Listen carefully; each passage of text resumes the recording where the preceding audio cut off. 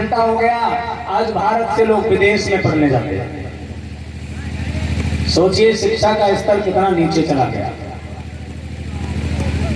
विदेश के लोग भारत में डिग्रियां हासिल करने आते थे और आज भारत के लोग विदेश में जा रहे हैं।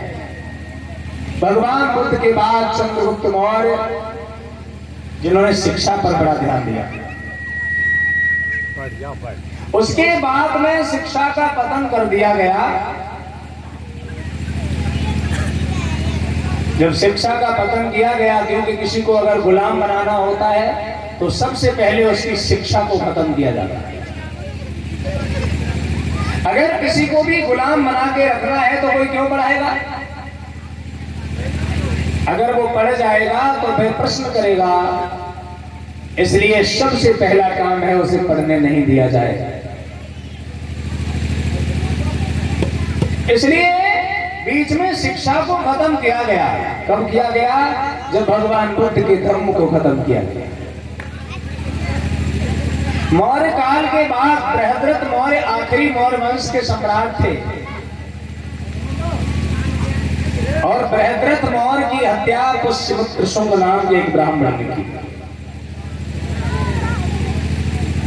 विदेश से आया हुआ आर्य पुष्यमित्र शुंग, जिसने बृहद्रथ मौर्य की धोखे से हत्या की, उस समय देश भारत में बौद्ध धर्म प्रमुख धर्म था।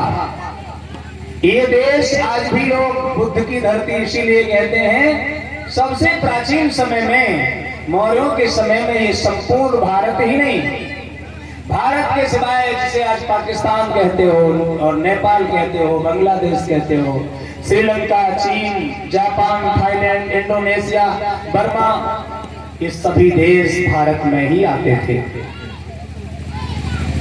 लेकिन विदेशियों का जब इस देश पर अधिकार हुआ तो धीरे धीरे विदेश नीति के द्वारा उन्होंने इस देश के टुकड़े पर टुकड़े करते करते आज तक देश के टुकड़े हो रहे हैं। और फिर भी कुछ लोग देश के टुकड़े करने की बात कर रहे हैं। आज भी कुछ लोग देश के विभाजन की बात कर रहे हैं। चंद्रगुप्त मौर्य ने इस देश को अखंड बनाया था, उसके बाद इस देश में इतने मूर्ख पैदा हुए जिन्होंने अखंडता का बात करके और देश के टुकड़े किए। कहा तो ये था कि हम अखंड भारत का निर्माण करेंगे और देश के टुकड़े कर दिए। देश में से नेपाल बना दिया, देश में से श्रीलंका बना दिया। ये सभी देश के ही प्रांत थे, लेकिन ये अलग अलग देश हो गए। सम्राट अशोक मौर्य के समय ये सभी एक देश हुआ करते थे, जिसका नाम था अखंड भारत। और सबसे बड़ी विचित्र बात आपको बताऊं, जिन लोगों के ग्रंथों का नाम है महाभारत, वे इस देश का नाम भारत पसंद नहीं करते।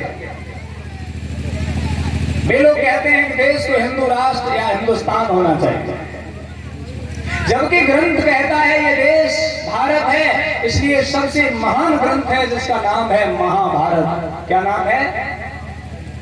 महाभारत किसी मुसलमान का धर्म वो तो नहीं है ग्रंथ, किसी सिख और ईसाई का तो नहीं है।